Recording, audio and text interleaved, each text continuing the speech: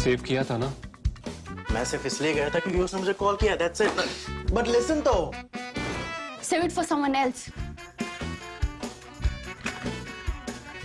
जिंदगी में सेव करना जरूरी है, मगर जब बात पैसों की हो, सिर्फ सेविंग से काम नहीं चलेगा। इक्विटी म्यूचुअल फंड्स में इन्वेस्ट कीजिए और अपने सेविंग्स को आगे बढ़ने का मौका दीजिए। Mutual fund investments are subject to market risks. Read all scheme-related documents carefully. The Reserve Bank of India unveiled its monetary policy review last week. The central bank increased its key policy rate, that is the repurchase rate or the rate at which commercial banks borrow from the central bank. This was mainly done to combat inflation, which has remained above 6% for consecutively 6 months. The RBI increased the repo rate by 50 basis points to 5.4%, reversing the rate cuts that were made during the COVID-19 pandemic. Now, the key function of the central banks is to maintain price stability, as we all know, which is accomplished through the use of monetary policy instruments. Any move by the central bank usually has an impact on the economy and on the financial markets. Now, before making such decisions, the RBI conducts a series of forward-looking surveys on a quarterly basis to learn more about how consumers are reacting to inflation, how businesses are dealing with input cost pressures, and what they anticipate about future cost pressures and about the bank lending growth. Today, we're going to discuss about one such survey, the Consumer Confidence Survey. Now, what is the Consumer Confidence Survey? Why does RBI need such a survey?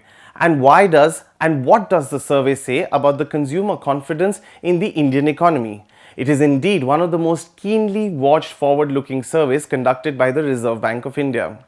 The RBI released the results of its Consumer Confidence Survey for the month of July.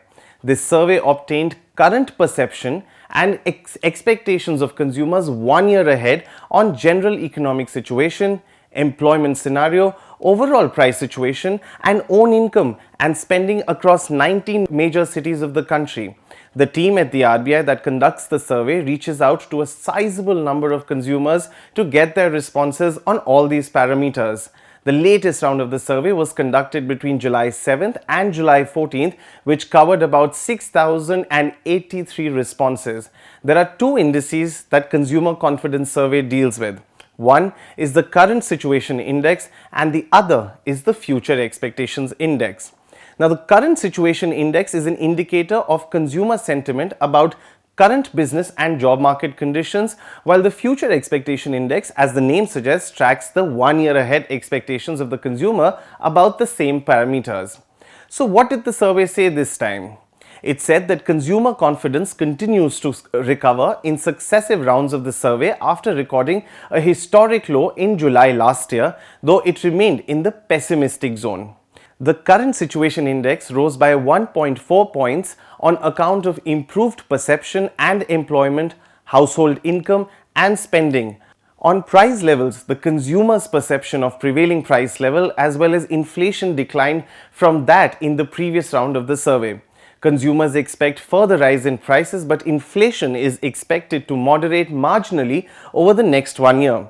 Similarly, consumers expressed optimism on the outlook of the economic situation and overall spending over the next 1 year, though it was partially offset by some weakening in expectations for employment, price level and household income when compared with the expectations of consumers in May. As a result, the Future Expectation Index recorded only marginal improvement. Now, how does all this information help the central banks, or why does the central bank need such a survey?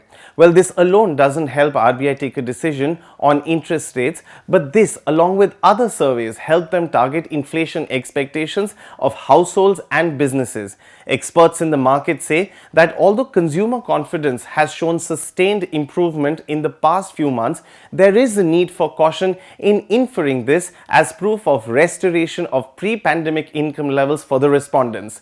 That's all from me. This is Shubham Batra for ThePrint. Do subscribe to our YouTube channel and follow us on Twitter, Instagram and Facebook.